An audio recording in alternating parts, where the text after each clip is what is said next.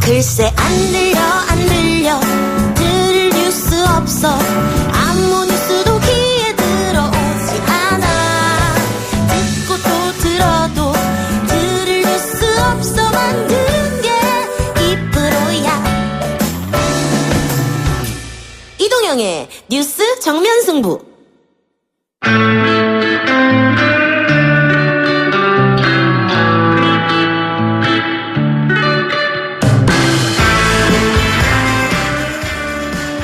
네, 3부 시작하겠습니다.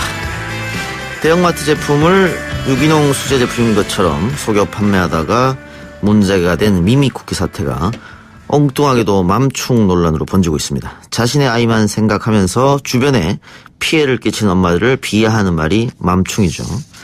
영어 맘과 그 벌레 충자에 충자를 합쳐서 만들어낸 말인데 맘충이 이렇게 일상적인 말이 되면서 맘충과 그렇지 않은 엄마들 사이에 경계도 모호해졌다고 합니다. 혐오 분위기가 있는 탓에 공공장소에 아이 데리고 나가기가 눈치 보인다는 엄마들도 많이 생겼죠. 오늘 정치하는 엄마들은 맘충 논란으로 번진 미미쿠키 사태와 맘키즈 혐오 사회를 주제로 다양한 의견 나눠보겠습니다. 이영경 위키트리 방송위원, 장하나 정치하는 엄마들 공동대표 나왔습니다. 어서 오십시오. 네, 안녕하세요. 그 미미쿠키라는 제가 좀 알고 계셨습니까? 두 분 혹시? 저는 처음 들었어요. 이거 기사 보면서 이게 많이 과장된 면이 있는 것 같아요. 뭐 아주 엄마들 사이에 대단하게 인기가 있다. 저는 좀 두 분이 정보력이 좀 달렸던 거 아닙니까? 저도 정치하는 엄마들이 다 엄마들 단체니까 이런 오고 가는 얘기들이 있는데 그쵸, 네. 다른 뉴스보다 저희 안에서 이렇게 더 화제도 되지도 않았고 그러긴 하네요. 근데 이게 맘충으로 번졌다는 게 아주 그 분노 포인트가 있는 것 같아요. 그게 분노 포인트예요. 네. 예. 제 주변에도 이 미미쿠키에서 제품을 샀다는 사람도 좀 있긴 하더라고요. 나름 의미했던 것 같아요. 네. 여기 이용하신 어머님 인터뷰를 보니까 그 가게에서부터 1시간 걸리는데 운전해가지고 가서 사고, 근데 처음에는 마카롱이 유명해서 줄 서서 이렇게 1시간씩 기다려서 못 사기도 하고 그랬다고 하시더라고요. 네. 근데 이게 유기농이어서 아이들 중에는 밀가루나 이런 거 소화 못하는 아이들이 있잖아요. 또 이제 아토피가 있는 집의 경우에는 아무래도 이제 쿠키나 이런 거 신경 쓰게 되니까. 근데 뭐 요새는 유기농 제품을 구하기가 그렇게 어렵지 않고 대형 할인점에도 뭐 관련 코너도 있고 해서 제가 이게 보니까는 이거는 뭐 이렇게 어떤 브랜드가 아니라 가게에 그렇죠. 수제 가게다 해가지고 했던 것 같은데 어쨌든 이 사건은 또 대형 할인점에 제품을 사다가 소분해서 그렇죠. 세배씩 포장가리 하면서 문제가 됐는데 오늘 이야기할 거는 그 얘기는 아니고요. 이게 이제 불똥이 맘충으로 튀어버렸는데 그렇더라고요. 그러니까 이런 겁니다. 맘충들 카페 때문에 이런 일이 벌어졌다. 그리고 돈 받고 후기 쓰는 맘충들이 진짜 극혐이다. SNS 보면 줄 서서 먹어봤다. 맛있다. 이런 맘충들이 많은데 역시 허세 덩어리들이다. 이렇게 지금 넘어간 것 같아요. 그러니까 이게 아마 지금 인터넷에 여러 개가 있습니다. 맘 카페라고 하는. 그런데 거기서 갑질 논란이 몇 차례 있었습니다. 네. 그러다 보니까 더 혐오스러운 것으로 돼버린 것 같거든요. 네. 그렇죠. 혹시 두 분은 맘 카페 가입하신 게 있습니까? 예, 전 있습니다. 왜냐하면 직장 다니는 엄마들 이제 저는 마포에 사니까 마포에 뭐가 어디에 있는지 잘 모르는 경우가 있잖아요. 혜택 같은 것도 잘 모르니까. 이제 거기 들어가야만 알 수 있는 정보들이 있어요. 그리고 이제 물어보면 사실 친정 엄마랑 가까이 살 때는 엄마한테 물어보면 되는데 엄마한테 제가 이제 늦게 애를 낳아가지고 못 친구들도 애를 다 키워가지고 그런 데 가서 물어볼 수 있으니까 그런 경우가 있는데 요즘에 SNS에서 가게가 없이 장사를 하는 경우가 되게 많아요. 인스타그램이나 블로그를 통해서. 그러다 보니까 이제 이런 일들이 더 많이 생기게 되고 그런 데서 입소문이 나면 갑자기 이제 장사를 엄청 많이 하게 되는 경우들이 생기니까 이런 일들이 생기는 게 아닌가 싶어요. 블로그에서 되게 유명한 사람, 카페에서 되게 유명한 사람들이 와서 먹고 갔다? 그 후기만 올라가도 되게 갑자기 이제 큰 이익을 벌게 되니까 그런 분들에 대한 갑질 얘기들은 계속 있어 왔기 때문에 맘카페만의 문제라고 하기엔 전 아니라. 근데 이게 보통 속여서 판 사람을 비판을 하지. 그렇죠. 속아서 산 사람은 어떻게 보면 피해자인데 이런 경우에 피해자를 욕하지는 않아요. 그래서 저는 이런 맘충 논란, 오래됐잖아요. 맘충, 엄마, 아줌마에 대한 어떤 혐오, 특정 계층에 대한 혐오 논란이 긴데 어쨌든 한국 사회에서 이제 애기 엄마들이 어떤 아주 혐오되고 이렇게 비하되는 대상인 거는 확실한 것 같고요. 이럴 경우에도 예컨대 어떤 남성들도 뭐가 비슷할까? 남성들이 정보 얻는 거는 차 관련된 카페 블로그 활동이 맘카페랑 비슷한 양상으로 있어요. 보면 아시죠? 무슨 특정 차종 카페. 나는 어떤 아니면 중고차 많이 이렇게 매매하고 이렇게 중고차 말고 특정 차종 카페가 더 비슷한 것 같아요. 중고차는 이것저것 판다가 그게 아니라 나는 어느 회사에 어느 차종을 뭐라 하면 그것들을 그 카페에 들어가서 그 차에만 관련된 정보들을 막 얻고 그래요. 그러니까 거기 아니면 정보가 없고 이런데 그런 데서 보면 이제 남성들은 이제 그냥 운송수단 이상으로 차에 대한 사랑과 감정이입들이 좀 있잖아요. 아니, 사랑, 꼭 남성만 그런 거 아닌데 좀 일부 남성들이. 근데 만약에 속아서 뭘 샀다. 피해돼 있는데 그때 남성들이 거봐 차 너무 좋아하더니 당했고 이렇게. 그러지 않죠. 않는단 말이에요. 여기에는 분명히 엄마에 대한 좀 비하하는 게 분명히 있고 그러면 엄마가 여성이기 때문에 결국 이렇게 아이가 이런 거예요. 된장녀가 결혼해서 아기 낳으면 망충된다 이런 말 하는 것처럼 어떤 여성에 대한 또 혐오 있잖아요.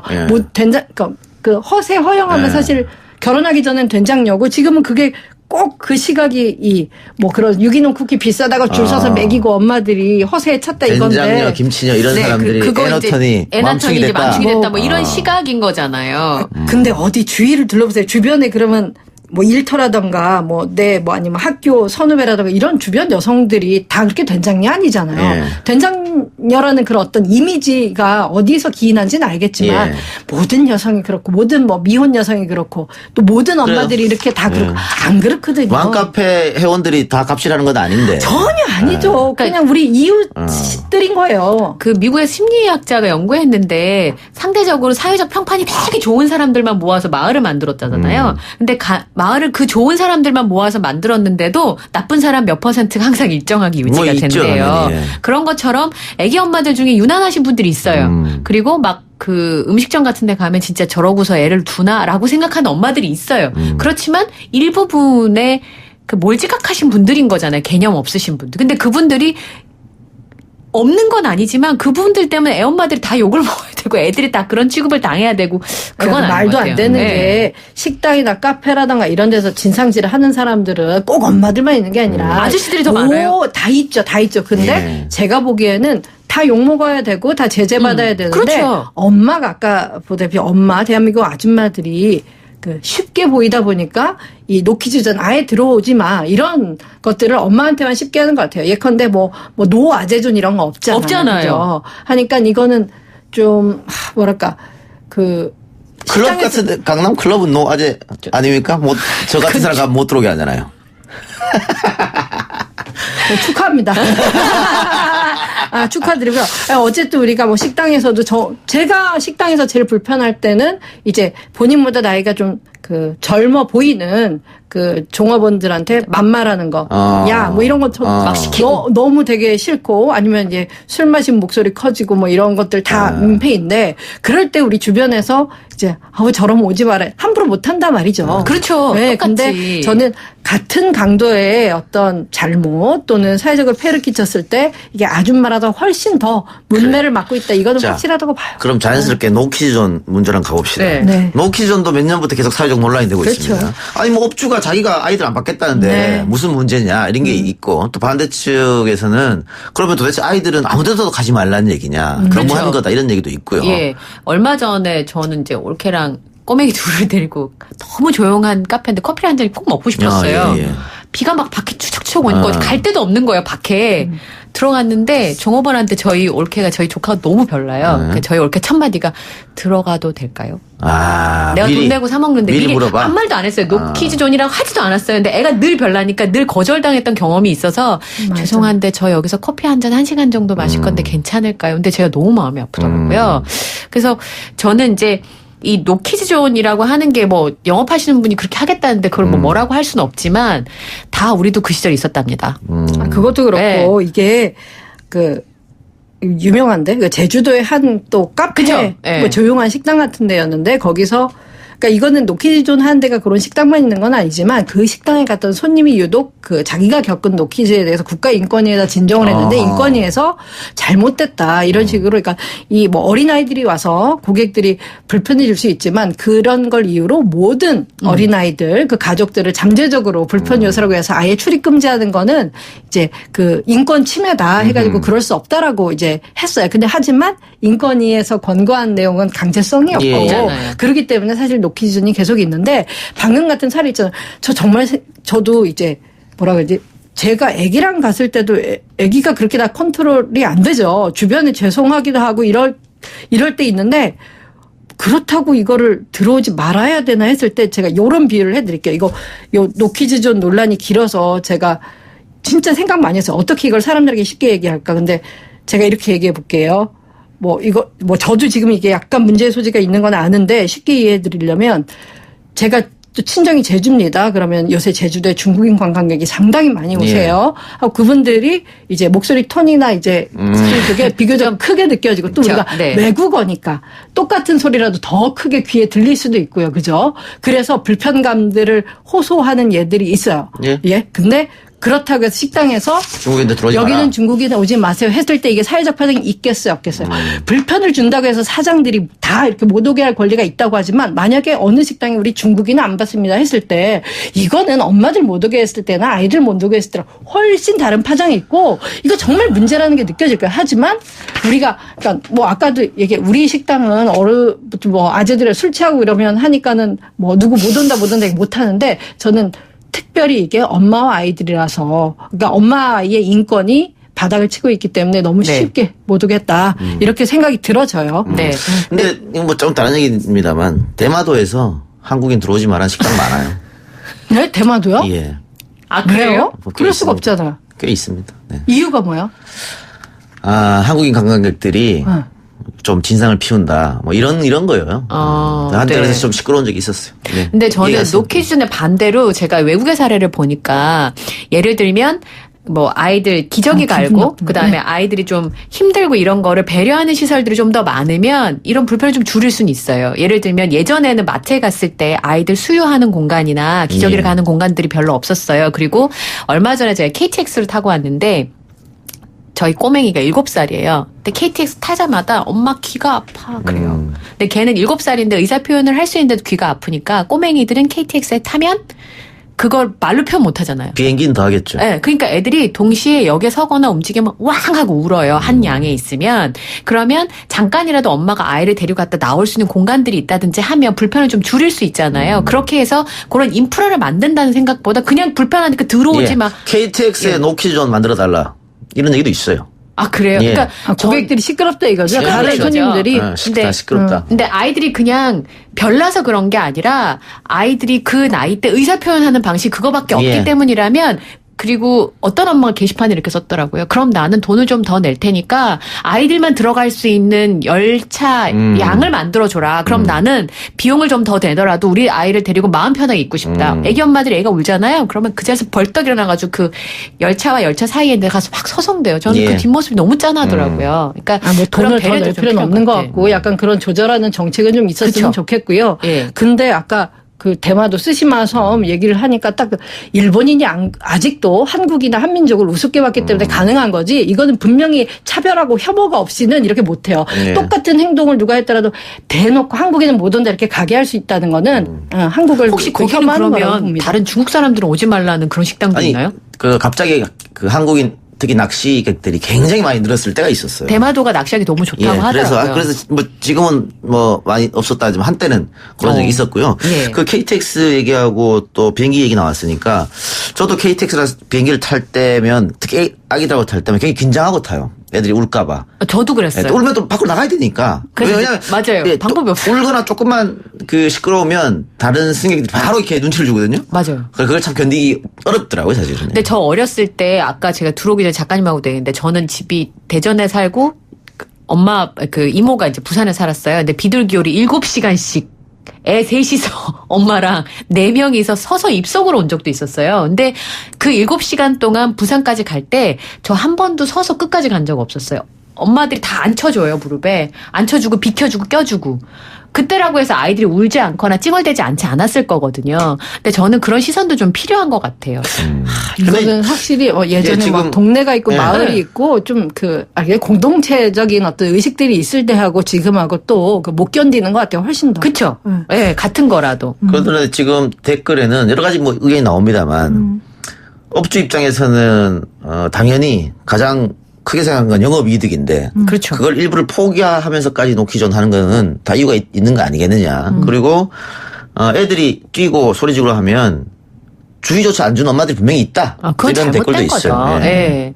그리고 또 그런 것도 있어요. 저 아는 애기 엄마는 애가 셋인데 그 엄마는 다른 집 아이들, 자기 집 아이들 과자 먹일 때 다른 집 아이들 똑같이 먹여요. 대신에 자기 집 아이들 야단칠 때 다른 집 아이도 야단을 치거든요.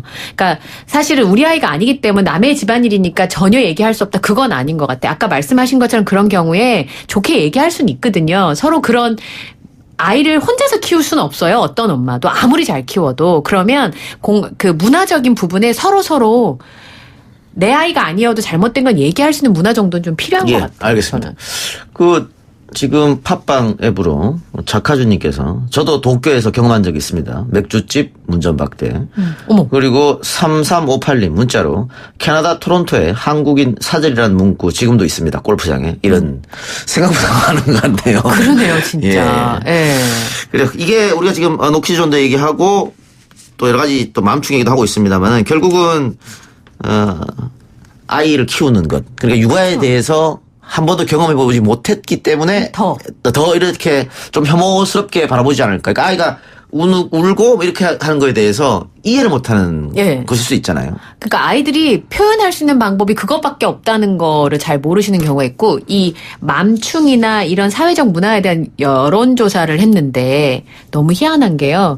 여성들은 아이를 낳았건 낳지 않았건 맘충이란 단어를 하거나 들리게 그렇게 사회적으로 엄마를 아기한테 하는 것에 대해서 지나치다고 인식해요. 그런데 남성들은 아이가 있는 아빠 나이인 40대를 제외하고는 그럴 수 있다? 그럼 보통이다 이렇게 인식하더라고요. 그거는 아무래도 경험을 하고 내가 그 당사자임을 생각하는 것과 생각하지 않는 것은 굉장히 차이가 있는 것 같아요. 이게 한국이 이제는 좀 바뀌어야 될 게 육아도 예전에는 그러니까 엄마 아줌마 집에서 우리 엄마나 아줌마만 육아를 하는 거잖아요. 근데 전업.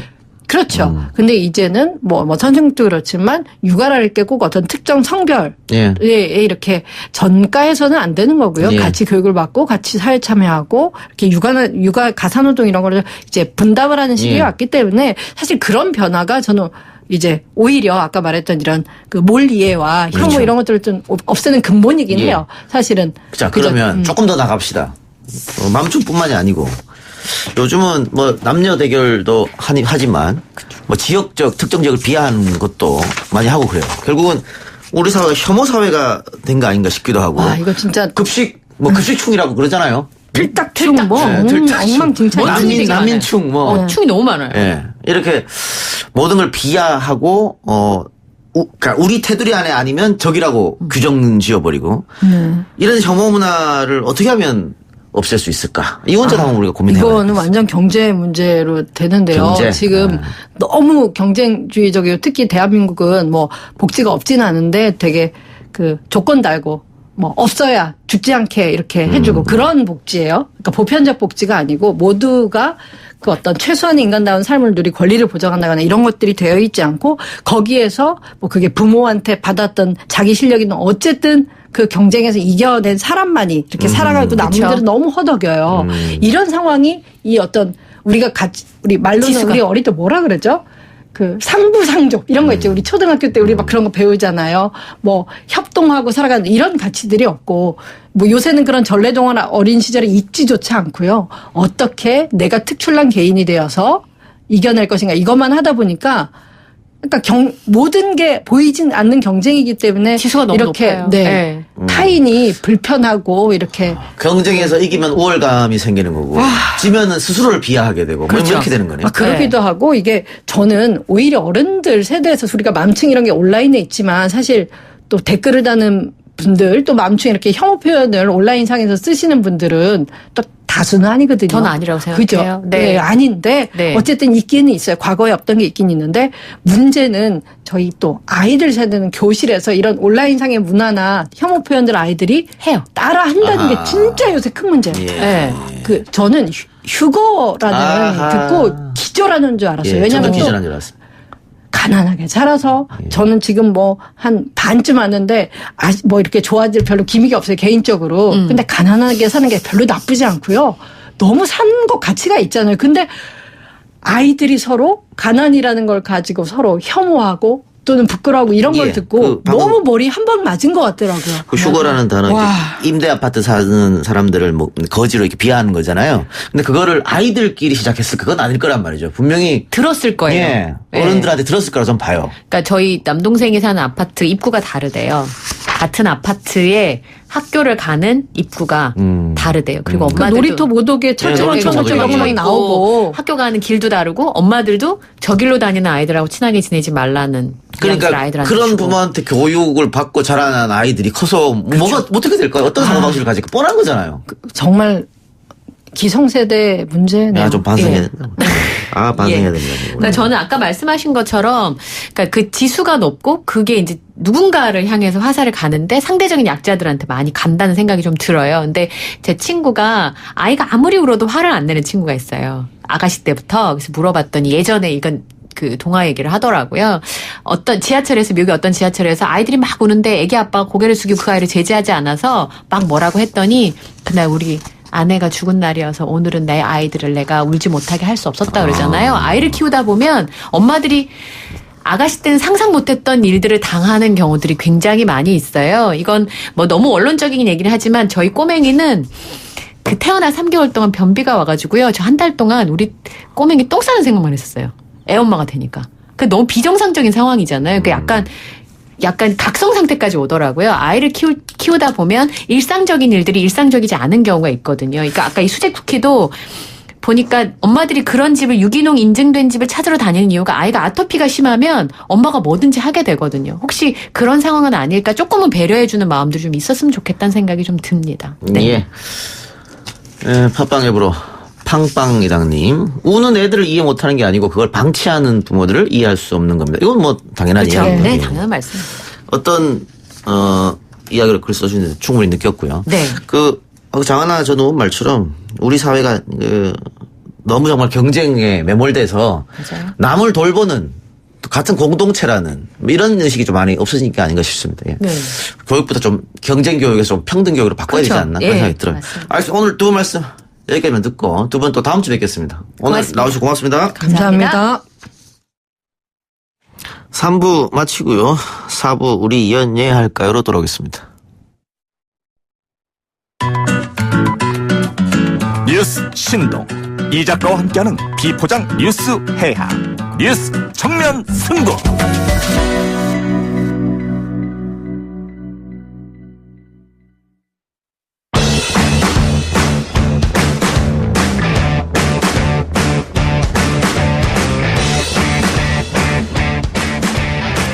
매주 금요일 이 시간은 우리 연예 할까요?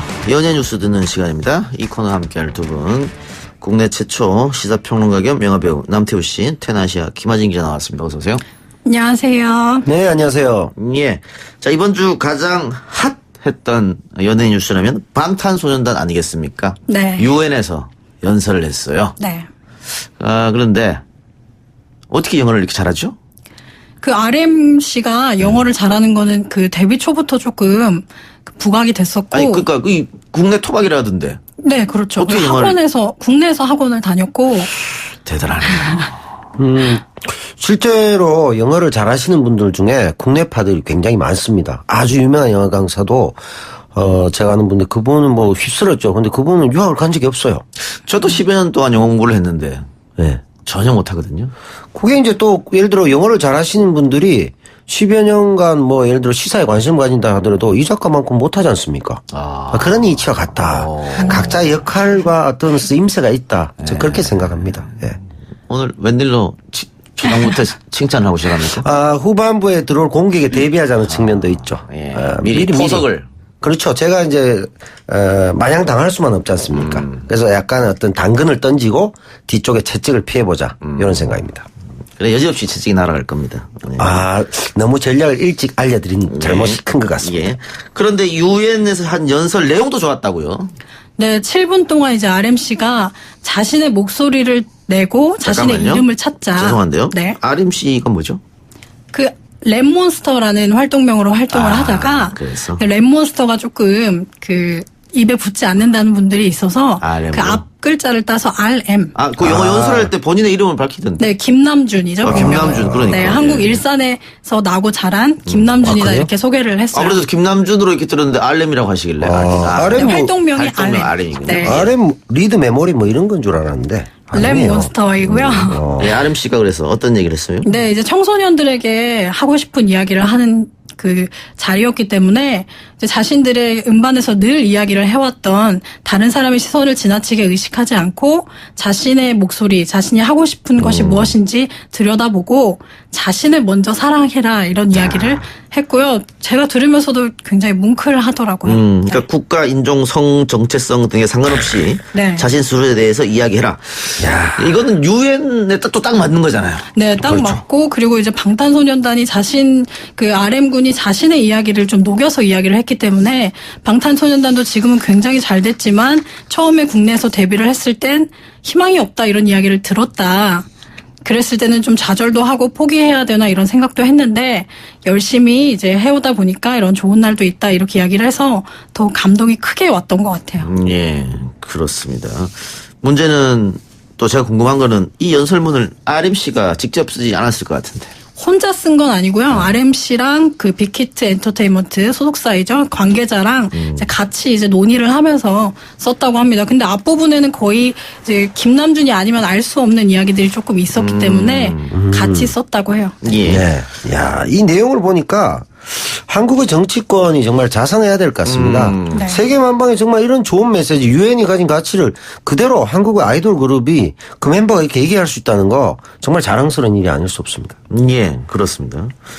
근데 유엔은 왜 방탄소년단을 택했죠? 근데 아까 말씀하신 대로 그 연설문 내용이 그대로 지금까지 방탄소년단이 발표한 앨범에도 그대로 녹아 있어요. 그래서 그러니까 앨범에 그냥 뭐 단순히 뭐 젊음, 사랑 이런 게 아니고 네. 사회적 메시지도 문제도 넣었다. 넣어 있고 그리고 이전에 발표한 앨범이 Love Yourself라는 앨범으로 4부작 시리즈를 발표를 했거든요. 그래서 앨범마다 다 너 자신을 먼저 사랑해야 다른 사람도 사랑할 수 있다. 이런 이야기를 늘 해왔기 때문에 그 메시지가 곧 유니세프가 말하고 싶은 유엔이 말하고 싶은 메시지인 거죠. 예. 네. 제가 스피커가 작아서 그렇지 저도 늘 주장하던 겁니다. 이걸 아마 방탄소년단이 아마 좀 따라한 게 아닌가 생각이 드는데 제가 자주 쓰는 최근의 표현이 자애라는 표현이 있습니다. 자애. 스스로를 사랑해라.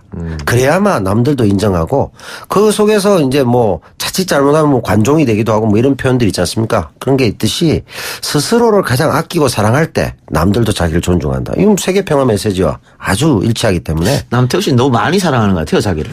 그거 이제 제가 좋게 해석하면 자기 중심주의라고 하죠. 이기주의하고는 좀 다릅니다. 자신을 중심으로 세상을 바라보는 겁니다. 예, 근데 요거는 이제 좀 일부에서는 웬만한 비판을 좀 수용해라. 그렇죠. 너무 본인만 사랑한 거 아니냐 이런 비난도 받고 있습니다. 알고 있네요, 비난 받고 있는지. 근데 이제 저도 고집이 있는 편이라 그 부분에서 이제 뭐 조금 시간이 걸리지 않을까. 제가 또 그것을 받아들이지 못하겠다. 이렇게 얘기하면 또 아이콘의 구준혜씨 사건처럼 이렇게 일이 커질 수 있거든요. 기타노 다케시하고 네. 좋다고 해가지고 기타노 다케시가 혐한 발언 많이 했다고 해서 팬들이 항의했는데 그건 내 뜻인데 못하지롱 뭐 이렇게 했다가 나중에 크게 사과했거든요. 그래서 저도 상당 부분 수용하고 있는데 이게 스며드는데 시간이 약간 든다. 요걸 이해해 주십시오. 그래요. 어쨌든 방탄소년단은 유엔 연설에 이어가지고 미국의 인기 방송사들도 섭렵하면서 뭐 토크콘에도 참여하고 했었는데 또 ABC, CBS, MBC 같은 인기 프로그램 방송사에 이것들도 다 갖고. 네. 근데 그 보니까 문재인 대통령 시계를 차고 또 토크쇼에 나오게 됐더라고요. 네, 굿모닝 아메리카라는 토크쇼에 출연을 해서 이제 정국 씨가 시계를 이렇게 만지는 모습이 좀 이목을 끌었는데요. 이 시계가 이제 그 UN 본부 그 회의장에서 회의를 마치고 문재인 대통령의 아내인 김정숙 여사에게 받은 대통령 시계, 그러니까 이른바 이니 시계라고 불리는 그 시계를 선물을 받았다고 해요. 근데 멤버들이 이제 시계를 차고 방송에 나간 거죠. 네. 남태우 씨는 청와대 시계 선물 받았습니까? 아니요. 아니 그 예전에 문재인 후보하고 토크 콘서트를 10여 차례 진행했는 사람인데 못 받았습니까? 10여 차례 한 적은 없고요. 이제 혁신과 통합에서 정치 입문하실 때. 네. 다 합쳐서 했잖아요. 중간에 또 대통령 선거 낙선하시는 게 이제 운명인가요? 아마 다시 시작이라는 책이 나왔을 때 그때도 하고 했었는데, 저는 뭐 그렇게 생각합니다. 저도 같은 입장이 많이 된다면 공인이 되거나 이럴 경우에는, 조금 알거나 이런 분들 갑자기 연락 안 하고, 먼 거리에서 응원하는 것이 가장 좋은 것이다. 제가 뭐 그걸 가지고 시계를 들고 또 동네 호가호위하고 다니면 얼마나 그 국정 지표하고 맞지 않고 추한 모습이겠습니까? 뭐 저는 이렇게 생각하는데 아마 관심이 없어서 안 보내셨을 수도 있지 않았을까.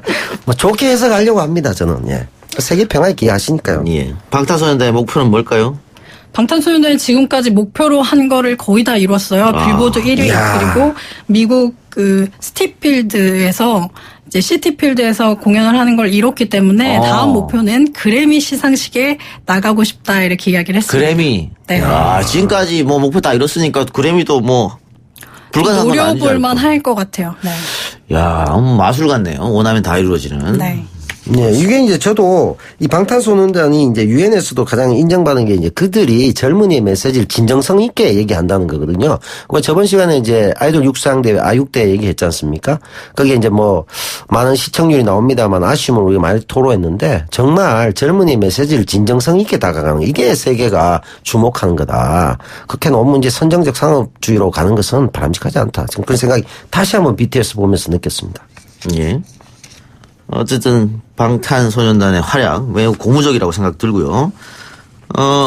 이번에는 근데 김혜수 씨 이야기도 인터넷에 좀 화제된데 왜 김혜수 씨 얘기가 갑자기 올라왔죠? 네, 김혜수 씨가 한국 사람에 참여하면서 제3차 남북 정상회담이 열린 지난 19일 한반도 평화시대를 기원하면서 판문점 도보다리를 찾았습니다. 이게 화제가 된 건데요. 이제 민간인으로는 그 김혜수 씨가 처음 방문했다고 해요. 그래요? 네. 근데 김혜수 씨는 최근에 또 노 플라스틱 챌린지에 도전했다고 하는데 이건 또 뭡니까? 네, 이 노 플라스틱 챌린지는 일회용 플라스틱 줄이기 캠페인인데요. 여기에 이제 첫 번째 주자로 김혜수 씨가 적극 동참을 좀 유도하기 위해서 나섰고요. 이제 뉴스를 통해서도 이제 플라스틱 사용 줄이기 노하우를 전수하면서 이제 많은 분들에게 지금 한창 좀 그 이슈가 되고 있잖아요. 커피 전문점에서도 사용하지 않는. 그래서 좀 독려를 하는 취지에서 많이 지금 홍보를 하고 있습니다. 플라스틱 사용이 어쨌든 예전보다 약간 줄었다고 하더라고요. 네. 그러니까 이런 캠페인이 더 필요하겠죠. 저도 지금 머그컵에 그러네요. 차를 네. 먹고 있습니다. 이야. 훌륭하네요. 오늘 좋습니다. 아, 그럼요. 항상 동참하는 거죠. 좋은 일에는. 네. 저는 사실 뭐 차를 이렇게 많이 안 마시다 보니까 뭐 일회용 컵이나 뭐 일회용 뭐 이런 걸 쓸 일이 별로 없더라고요. 종이컵은 사실 쓰긴 쓰는데 종이컵도 일회용 컵이 좀 문제가 되잖아요. 그죠? 향후에는 뭐 점점 없어져야 될 거니까 이런 것들은 우리가 모두가 동참해서 이렇게 하면 좋을 것 같고 김혜수 씨는 워낙 뭐 좋은 일 많이 하시는 배우니까.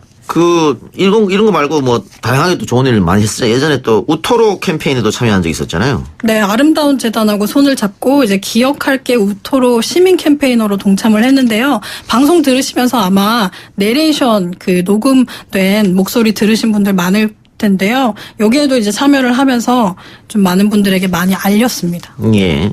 우토로는 뭐 어떤 마을인지 청취자들 충분히 다 알고 계실 테니까 따로 설명하지 않겠습니다. 자, 김혜수 씨 이렇게 좋은 캠페인 활동도 많이 하고 있는데 최근 작품은 없습니까? 작품이 2편이 준비되어 있다고 하는데요. 국가부도의 날이라는 작품과 귀환이라는 작품입니다. 예. 국가부도의 날은 국가부도까지 남은 시간이 단 일주일이다. 이게 위기를 막으려는 사람, 위기를 가지고 뭔가 배팅을 해보려는 사람, 그리고 가족과 회사를 지키려는 평범한 사람들까지. 그러니까 이게 1997년 우리가 느꼈던 IMF 위기를 배경으로 해서 만든 작품이고요. 여기에서 이제 국가부도 위기를 예견하고 대책팀에 투입된 한국은행의 통화정책팀 팀장 한시연 역할을 김혜수 씨가 맡았습니다. 귀환은 뭐예요? 귀환의 작품은요, 대한민국 최초의 우주정거장 살트 03을 배경으로 불의의 사고로 홀로 그곳에 남겨진 우주인과 그를 귀환시키기 위해 사투를 벌이는 이들 간의 이야기를 드린 SF 영화라고 볼 수가 있습니다. 이건 상당히 대작일 것 같은데 돈도 많이 들고. 그러네요. SF 영화가 나온 적이 잘 없었고 또 한국에서는 제작비 문제도 있고 또 이게 그 한국인의 좀 특성상 SF가 잘 안 먹힙니다. 아니 그리고 아직은. 또 눈높이라는 게 있잖아요. 헐리우드의 그렇죠. 대작 영화들 다 봐왔는데. 그렇죠. 그 우주에 그 엄청난 작품들 뭐 인터스텔라였나? 그것도 있고 뭐 여러 가지 많았잖아요. 그런 작품들하고 비교가 되기 때문에 쉽지 않은 도전인데 이 작품을 시도한다는 게 배우나 감독으로서도 상당한 뭐 위험이자 도전일 수 있다. 기대를. 황정민 씨와 김혜수 씨가 주연으로. 예, 기대를 한번 해보도록 하고요. 자, 이렇게 방탄소년단이나 김혜수 씨처럼 팬들에게 좋은 영향력을 행사하는 사람도 있습니다만 구설수에 오른 연예인들이 있는데 강성훈 씨가 구설수에 올랐어요? 네, 잭스키스 강성훈 씨가 이제 최근에 전 매니저의 집에 그 무단 침입을 했다는 소식이 전해지면서 좀 구설수에 올랐고요. 왜 무단 침입했습니까? 네, 강성훈 씨가 이제 스타일리스트로 알려진 박모 씨와 지인 2명과 더불어서 이제 매니저 김모 씨의 자택을 찾아갔는데 이제 그 전에 이제 강성훈 씨가 그 사기 혐의로 지금 고소를 당한 상태입니다. 대만에서 열릴 예정이었던 팬미팅이 급하게 취소가 되면서 이제 대만 측에서 강성훈 씨를 사기 혐의로 이제 고소를 했고 이 과정에서 이제 팬들이 모은 돈, 그러니까 기부금 형식으로 모은 돈을 횡령했다는 또 사기 혐의까지 더해져서 이제 경찰 조사를 받아야 되는 입장인데요. 이 매니저가 참고인인 겁니다. 그러니까 대만 팬미팅이 취소된 이후에 이 매니저가 그만뒀다고 해요. 그래서 참고인인 매니저를 찾아가서 뭔가 대화를 시도하려는 그 과정에서 좀 벌어진 일인데 이제 좀 전에 이제 그 상황이 담긴 영상이 공개가 됐어요. 그게 지금 굉장히 그 이목을 끌고 있는데 강성호 씨가 이제 마스크를 한 채로 그 매니저는 택시 안에서 이제 더 이상 이야기를 하고 싶지 않다고 택시를 타고 가려고 하는데 잠깐만 얘기하자 이러면서 근데 지인이 그 휴대전화로 찍고 있는 그 휴대전화를 뺏기도 하고 막 이러면서 좀 상황이 좀 다툼 쪽으로 가는 그런 영상이 공개가 되면서 좀 지금 많이 화제의 인물로 떠올랐습니다. 그러니까 팬 행사비 횡령 의혹으로 피소당했고, 네. 그리고 좀 뭐 폭행 시비라고 할 수도 있을 것 같고. 네. 그런데 그 이 사기 혐의에 대해서 팬클럽 후니월드 측 입장은 뭡니까? 네, 잭스키스의 그 공식 팬클럽이 아니라 후니월드는 강성호 씨의 개인 팬클럽이에요. 그래서 소속사 YG 엔터테인먼트가 관여를 하는 게 아니라 후니월드의 운영자들에 의해서 이제 뭐 모든 행사가 진행이 되는 건데요. 이제 횡령 같은 부분에 있어서는 그 후니월드 운영자는 그런 사실이 없다. 그리고 아까 이 말씀드렸던 스타일리스트로 알려진 박모 씨 같은 경우에도 강성훈 씨가 참여하는 모든 행사에 이제 따라다니는 그 분인데 이제 좀 그 연인이 아니냐 이런 의혹이 좀 불거졌어요. 이 의혹에 대해서도 운영자는 연인 사이가 아니다 이렇게 얘기를 하면서 근데 이 운영자는 이제 자신이 그만둘 것이라고 이제 이야기를 하면서 뭐 정산 내역 이런 걸 다 공개를 했습니다. 잭스키스 팬들이 강성훈 씨의 퇴출을 요구하고 있다고요?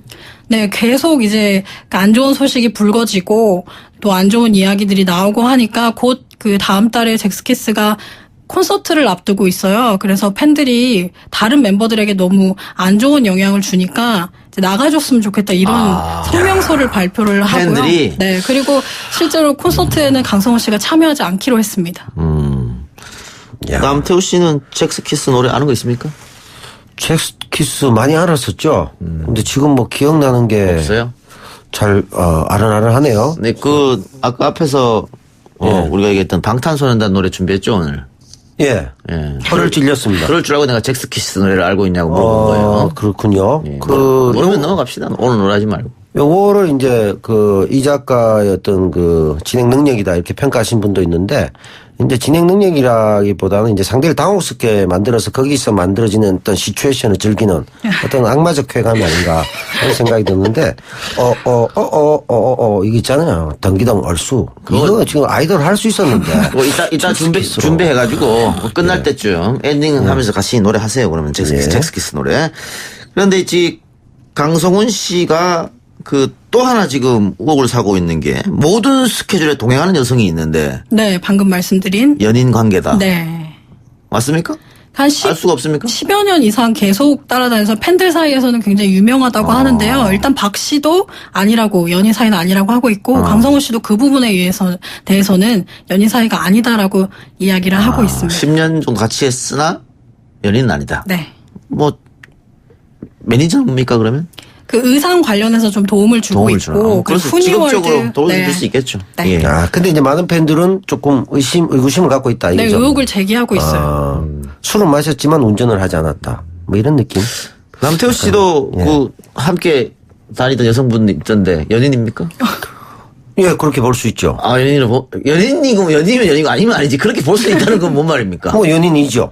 예. 뭐가 문제입니까? 아니요. 문제가 아닌 게 아니고 연인이군요. 알겠습니다. 저는 의혹 제기 필요 없습니다. 늘 연인이 있어 왔고. 밝히는군요.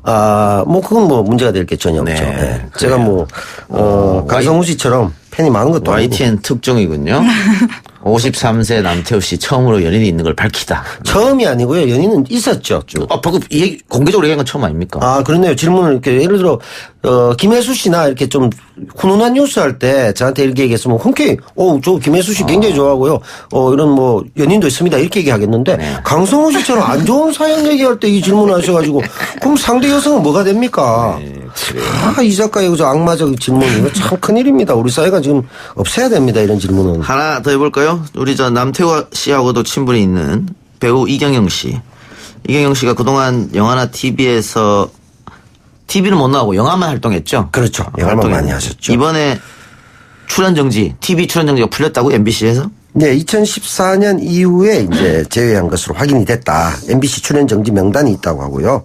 뭐 잠깐 구남도나 이런 경우에 이제 명절에 편성됐을 때 일부 뭐 풀어진 적도 있지만 공식적으로는 이제 최근에 이렇게 2014년까지는 출연 정지 명단에 포함됐다가 그 이후에 빠졌다. 이렇게 나오고 있습니다. 예.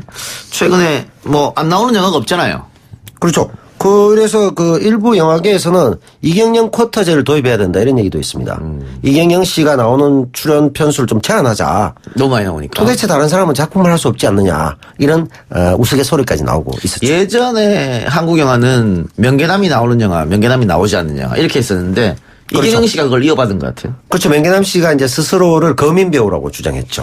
본인이 나오는 영화 안 나오는 영화 2개. 세상엔 2가지 영화, 한국 영화는 2개밖에 없다. 예, 주장했고 실제로 상당히 맞는 말이었습니다. 근데 최근에는 정말 이경영 씨가 정말 다양하게 많은 사람들의 콜을 받고 있죠.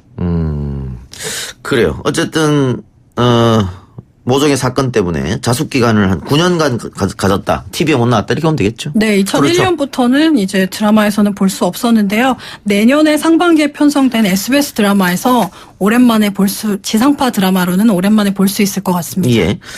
지상파 방송 출연 정지, 해제. 누가 어떤 기준으로 정합니까, 이거는? 네, 심의실에서 정하는데요. 일단 연예인들 중에서 뭐 음주나 마약 등으로 무리를 일으킨 사람이 방송에 나오려고 한다면 그때마다 이제 출연규제위원회라는 위원회를 열어서 이제 논의를 거쳐서 결정한다고 합니다. 그렇군요. 네, 아무래도 여론 반응 같은 걸 좀 보겠죠. 네. 그리고 뭐 시간이 지나면 좀 풀어주기도 하고. 네. 예. 자, 부산국제영화제 이야기로 넘어갑시다.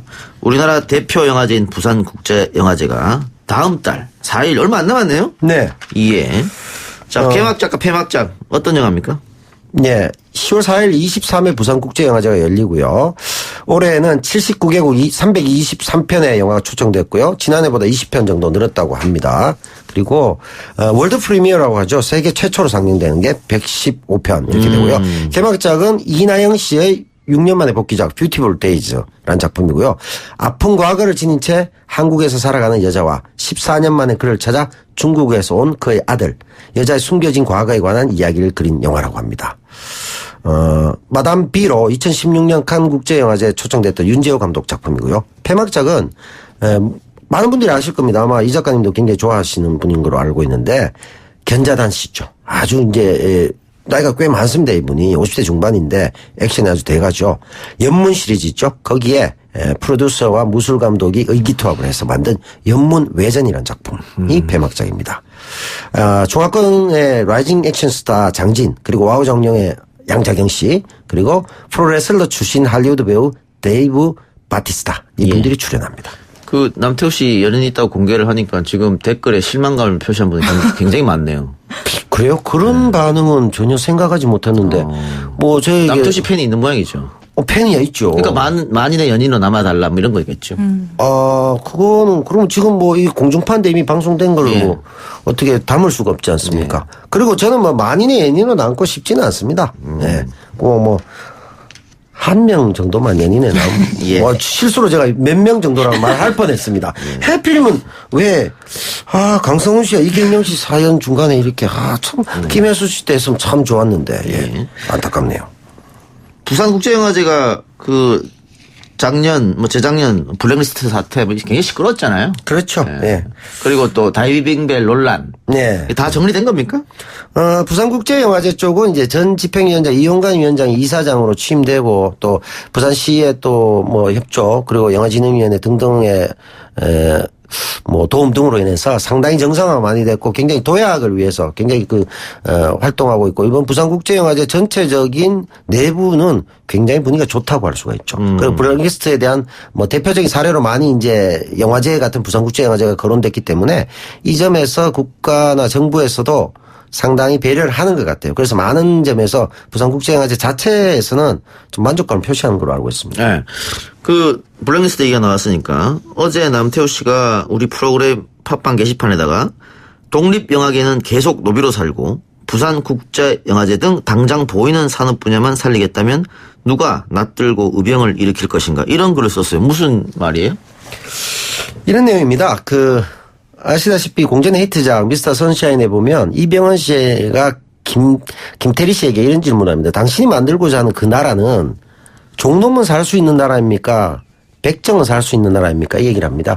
이제 그 역할 이병헌 씨와 유연석 씨 얘기인데 결국은 이제 나라를 되찾고자 하지만 실제 나라를 되찾고 나면 또 양반과 상놈으로 구분해서 우리 같은 사람들은 나라 찾아도 의미 없는 거 아니냐 이런 얘기가 있다는 건데 무슨 얘기인가 하면 산업 분야에 대한 투자라든가 부산국제영화제 등 가시적인 부분에서는 정부가 블랙리스트 관련 피해를 뭔가 해소해 주려는 노력을 보이는 것처럼 하고 있지만 실제적으로 열심히 노력했던 스크린쿼터 반대 투쟁 때도 축소 반대 투쟁 때도 그랬습니다만 독립영화가 제일 먼저 세월호 때도 그렇고 제일 먼저 싸우고 노력했습니다. 그걸로 가장 많은 피해를 받았고 그런데 이분들에 대한 관심이 부족하고 또 단적으로 내년 예산 편성이나 이런 부분에서도 기존보다 줄거나 전혀 여기에 대한 이 정책적인 배려가 없다. 여기에 대해서 굉장히 많은 분들이 독립영화계에서 반발하고 있고요.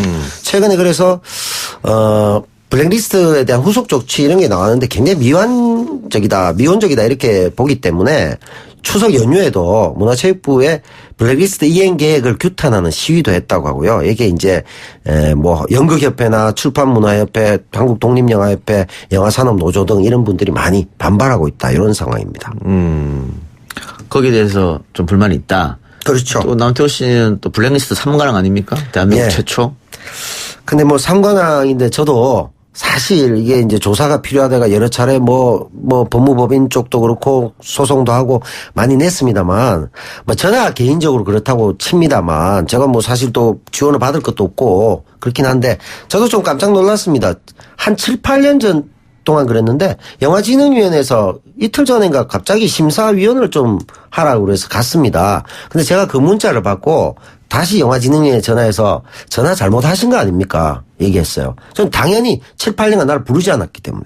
그러고 나서 맞다고 하니까 제가 참 정상화가 됐죠. 이러면서 제가 가기도 했는데 제가 개인은 이렇게 느끼지만 독립영화계나 저도 마찬가지 똑같이 이제 예를 들면 여기에 대한 정확한 규명과 처벌이 공무원들이 된 사람이 거의 제로에 가깝습니다. 그러면 또 이런 악습이 반복될 수도 있다. 그래. 그리고 거기에 대한 정말로 치유를 한다고 하면 실제 정말 피해에 대한 보상 차원이 아니라 정책적으로 독립영화나 이쪽에 우리가 이제 문화적으로 봤을 때 산업이 크기 위해서는 실개천 같은 예술 기초적인 부분이 커야 되는데 여기에 대한 배려가 굉장히 부족하다는 소리를 지금 적극적으로 하고 있는 거죠. 예. 우리 청취자도 다 들었을 거라고 보고요. 기상청에서 19시 29분에 발표한 국외 지진 정보입니다. 오늘 19시 2분 43초에 인도네시아 팔루 북쪽 78km 지역에서 규모 7.5의 지진이 발생했다고 하네요. 국내 영향은 없습니다. 다행이고요. 두 분 말씀을 여기까지만 듣겠습니다. 수고하셨습니다. 감사합니다. 감사합니다. 들어주신 여러분 대단히 감사하고요. 저는 다음 주에 월요일 날 뵙겠습니다. 고맙습니다.